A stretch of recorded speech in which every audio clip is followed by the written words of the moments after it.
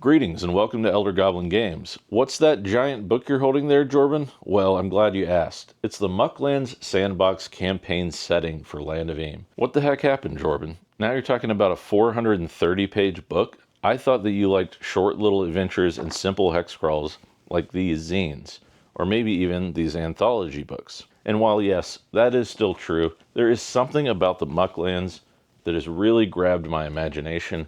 And I think when I open this book and show you what's inside, you're going to see what I'm talking about. But I think this is a 430-ish page book with great writing, great layout and design, and intentionality clearly put into the style of play. And because of the way hexcrawls or sandbox games are set up, I still think you can take these adventures and plug them into this book if you really want to. I think you're going to understand and you're going to see why this is such a different, interesting, and dare I say, streamlined look at how to run a sandbox. And yes, I hear you asking, well, I'm not running Land of Eem. Well, I still think that this is such a good campaign setting that it's going to work in almost any fantasy game as long as you're willing to inject a little whimsy, subversiveness, and some of that weird, wacky, zany stuff that's just outside the box thinking. But if all you're looking for is a standard fantasy setting, there's no shortage of resources at your disposal. Or you can even check out stuff like this Arthurian legend setting for Shadowdark by Runeforged Games. Alright, with all that out of the way, let's take a dive into the Mucklands. First off, let's take a look inside, and of course, every good fantasy book starts off with a great map. I'm really just a fan of this style of map. I love the Mucklands realm, and I love all the variety of regions within it. I think there are just enough interesting places to start your campaign off, and there are just enough blank places on this map that you can fill in your own interesting hexes and hex crawls and adventures from other publishings and just things that you make up throughout the course of play. There's also another version of this map that comes in like a board game style cardboard fold out that I just can't say enough about. And we start off, of course, with a table of contents that is quite intimidating at first glance, but I promise to you that this is actually very digestible, and I'm going to show you why. But we start off with things like our 6 regions, some of the POIs in those regions, the settlements, what's happening at those settlements, and then, of course, we have things like special quests, lore and culture, and one of my favorite things to see over on the right side is factions. How to use this sandbox. Make the Land of Eem your own. The Mucklands realm is full of locations, NPCs, factions, quest hooks, and rumors for GMs to run and players to experience and explore. Use it out of the box as an inspiration for your own adventures and stories. There is no need to keep to script or get the adventure right. Add, subtract, lift, and leave behind whatever suits your table and campaign. This is a strong belief on this channel. Use what works for you and throw out the rest. If you want to go with the classic You Meet in an Inn style adventure, the Getting Started section is here for you. You can have your PCs meet at Wally's Waffles and Wargs.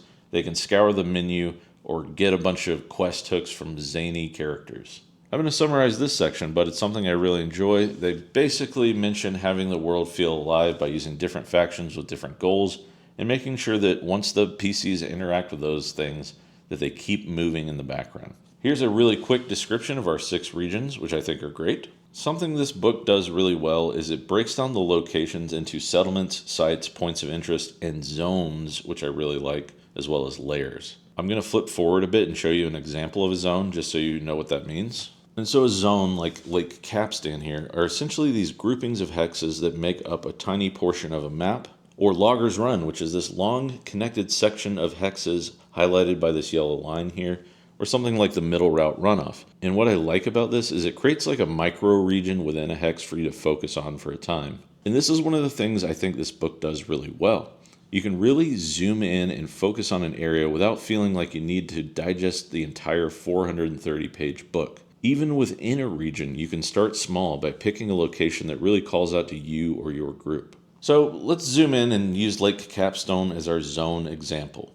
The lake surrounding the largest city in river country and the beating heart of the river country's economy. Merchant boats chug in and out of the harbor 24 hours a day, while river barony gambling yachts lay anchor to collect new passengers from the city itself. And like I said at the start, if you've followed my channel for a while, you know that I love my bullet points. You know that I like quick, terse descriptions of areas And I just think that the entire book does this so well. We learn what's in this zone, what the rumors are that's going on, and what some of our important players are, as well as art for those. All right. I know I'm flipping around a bunch, but I wanted to highlight that before we moved on, and I want to look at this section here, sights and sounds, as well as quests. Settlements and sites each have sights and sounds, tables to help add a little descriptive flavor to the locations. Use liberally. All right, we're going to go over and look at the city dunk, and specifically Boulder Hill, to see some of the sights and sounds. All right, you can simply roll a d6 here, or you can pick whatever you think is most interesting for you and your group. But let's read a few of them. Sights and sounds. A troll granny who smells strongly of orc snout sells her wares on a red rug. A traveling dwarg flutist saunters through town with a train of gelatinous goos following behind. A horn blares, signaling the hour of tolls. And just to touch on how kind of zany and wacky some of the settlements are within this, Dunk is a town literally run by trolls under a bridge who do a bunch of taxes and tolls. And if you want to know what the districts are or what's going on, there are great little bullet points here. And the toll rules, there's a D12 table of toll rules that are just kind of hilarious. Like smiling smugly or bad breath. I also love to see rumors in a hexcrawl or sandbox style game, but I want to point out there are rumors for here and outbound rumors if you're heading somewhere else, which I think is just a really nice touch. Let's zoom in and take a look at what's going on in Dunk. A clash between the old toll tellers and the newer generation of young trolls more accustomed to the dungeon era.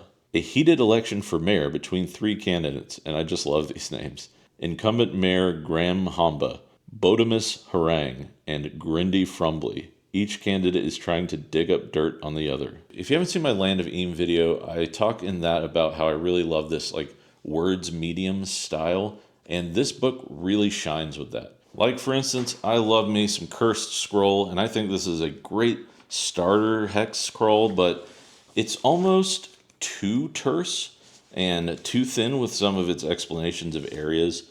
And so I've really been growing to enjoy this style of, kind of words medium thickness here. And if you look, Dunk has a lot going on in it. And I mean it when I say you can really dig into an area and choose to focus on it. But when you actually go to look at the pages, they're really clear headers for things like the sights and sounds and rumors and even the quests. And as we're talking about quests, I'm going to jump back to the front for one more thing to talk about here. This is going to be the most ADD review you've probably ever watched, but I really like how the quests are laid out into different types. There's hijinks, daring do, doom and gloom, and heroic titles. And there's a little bit of a description of each, but I'm just going to read a few of them. Hijinks are fun, goofy, and lighthearted quests in which PCs can often accomplish their goals without moral danger or combat. Daring Do are dangerous, daring, and heroic quests that often require PCs to brave formidable challenges in order to accomplish their goals. Doom and Gloom, darker, spookier, and more serious quests that often pit the PCs against deadly foes in harrowing situations. Some quests bestow heroic titles, which represent a character's growing reputation in the Land of Eem. Heroic titles often grant a unique once-every-session ability or other benefit. I think that really represents impact within a world and makes your players feel like the things that they are doing matter. All right, I know I'm doing a lot of jumping around, but let's look at one of my favorite regions within the book, the Used-to-Be Forest.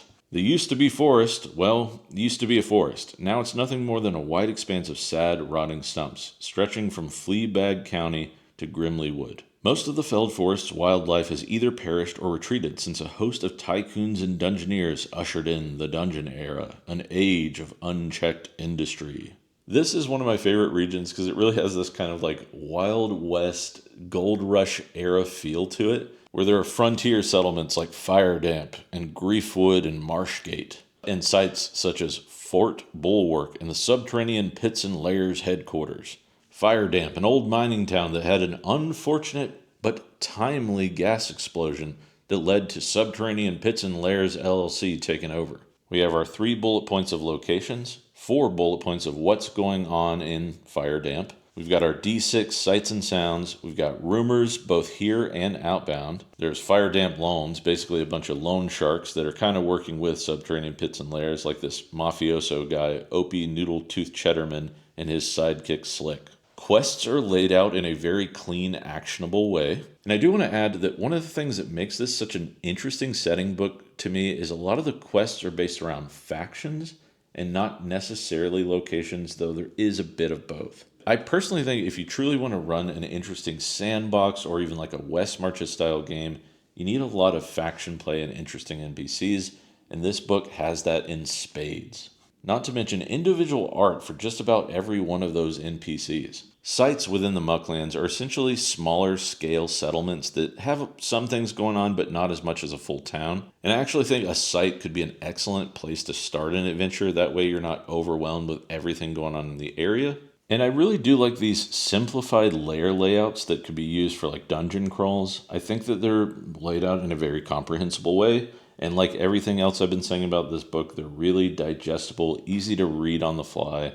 And I don't think it's going to overwhelm your brain to kind of like take them and stick them into any game. Now, towards the back here, we have our special quests. If you happen to have fans of the Rickety Stitch comics at your table, this is a really good way to take some of the familiar faces and inject them into your campaign or game world. I think this could be a really good model for more folks who have IPs and cock off big settings and worlds that people know really well. I just love how the quests are set up, and I think they're really good. And of course, we have a lore and culture section on the different regions and the history of Eem, but I am going to throw out there that I don't think you need to read this to run the game. I think that if you're one of those players who likes to have that kind of stuff ready to go, then these are really concise snippets of important events. But again, I don't think it's necessary. Like the Age of Stars or Flame or the Age of Ashes. We do have some Mucklands culture, their politics, music, things like that, art and literature, entertainment and religion, and folk cultures for the sort of different ancestries of the game. And there's some calendars and seasons if you want to get really deep in the paint. All right, I sort of buried this towards the end of the video, but this is one of my favorite sections. It's chapter 9 in the book, and it's the major and minor factions within the world. You have a nice little blurb about each faction right here at the beginning. You have some of their locations, notable members, their goals, their threats and enemies, and their allies. And I think this is the way to do factions. It's very simple. The guide is easy to reference in the moment, and I would keep this page bookmarked at all times. And of course, we have all of our staples like our pirate court and our river barony. Not to mention we have our minor factions, and something I do like that this book does really well is leave room for you to create things and insert things. Like these are just quick, terse descriptions of these minor factions, but they could definitely be spun into your own interesting quests. And in the back stitching of the book, we have an entire section for rumors for the different regions of the Mucklands. There's also a great hex reference guide here if you're looking for a specific hex or zone. Not to mention, I could be totally wrong here, but I'm pretty sure every region is color coordinated to that section of the book, which is just a fun little detail. And I'm just going to leave this little ribbon here for no reason. But yeah, hopefully you can now see why I think this is such a good setting book. It is really dense if you're trying to absorb everything at once, but I don't think the way it's written that's necessary at all. I think it does a really good job of parsing different sections into digestible formats so that you as the game master can run the sections of the map that you want to, and you will have years of content. But before we go, I want to talk about one other thing in the main Land of Eem book that I think really adds to and makes this such a ripe sandbox setting, and that's their use of items and crafting within the core game rules. There's so much stuff in the main game on crafting, gathering materials, fishing, alchemy, hunting, cooking, and herb gathering that I think it really suits this sandbox style of play. Like, personally to me, I think one of the things that makes things like a hexcrawl or a sandbox so fun is the breadth of things you can interact with, run into, find, and collect. And this game has no shortage of that, as well as support for adjudicating things like special services and vendors, economy, the mundane items you naturally run into across the course of campaign play in any fantasy setting. And there is certainly no lack of items from magnificent to rare to crafting to components to fishing.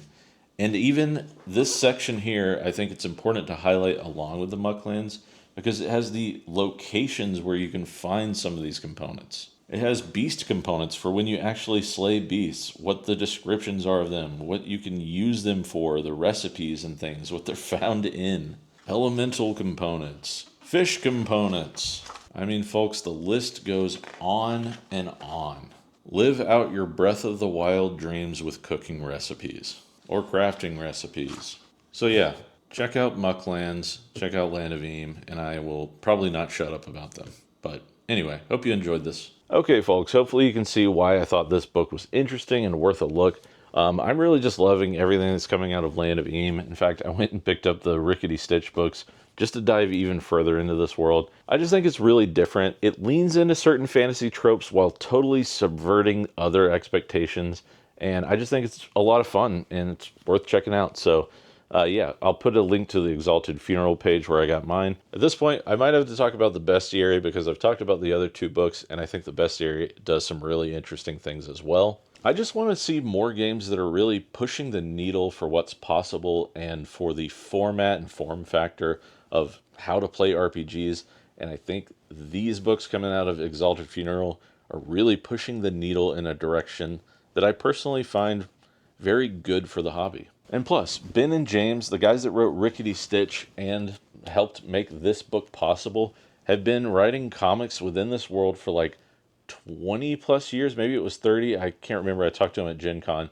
But they said they have a ton more content and parts of the world to explore. I say that because some folks worry that when a product like this comes out that there won't be a lot of support for it. But I think we are going to have books this size in this style for years to come. So that is a lot of content. I think this is like, you're going to get a couple of years out of running this book if you really want to. All right, I'm going to shut up about Land of Eem for a minute, but I do want to say that this video today is sponsored by Tales from Elsewhere Clock World. Peter, friend of the channel, great RPG writer, and fellow dungeon tuber, has a Kickstarter that's starting September 2nd, and you guys should really check it out. I think it's a good game. I've played it a few times now, and it really fits nicely into that rules medium style of play that I'm always pining for. I'll leave a link down below to the Kickstarter. Go check it out. It's good stuff. I've had a lot of fun playing it. I always forget to promote myself, so make sure to like and subscribe, share, or comment. It really does make a world of difference and helps get these videos and ideas out to more folks like you. If you want to roll more dice more often, come check out the Elder Goblin Academy on the Discord, where we're trying to get more games, more people playing games, trying systems that you want to try, and getting some experience as a game master. I've personally been having a lot of fun with this initiative, and hopefully you will too. Speaking of things going on at Elder Goblin Games, I'm writing not one, not two, but 3 different TTRPGs, and I just wanted to talk about those for a second. My OSR game I'm working on is a mashup of games like Mythic Bastion Lands, Land of Eem, and even a little bit of Powered by the Apocalypse. So if that sounds like something you want to play test or be involved in, come on down to the Discord. I'm looking for artists, and cough cough, if a publisher wanted to get involved, I wouldn't look the other way. The other games I'm working on, there's one that's like medieval knights with just badass moves and kit bashing customization so you can press paper buttons and do cool things. And the third game is kind of a JRPG feel. So if you're interested in getting involved in any of those, I'm definitely looking to find artists to get involved in these projects. So hit me up on Discord, or you can email me in my links on YouTube. Well, that's it for today. As always, learn, adapt, and grow. Can you say Juno the Goblin? Juno Goblin. Good job. Okay.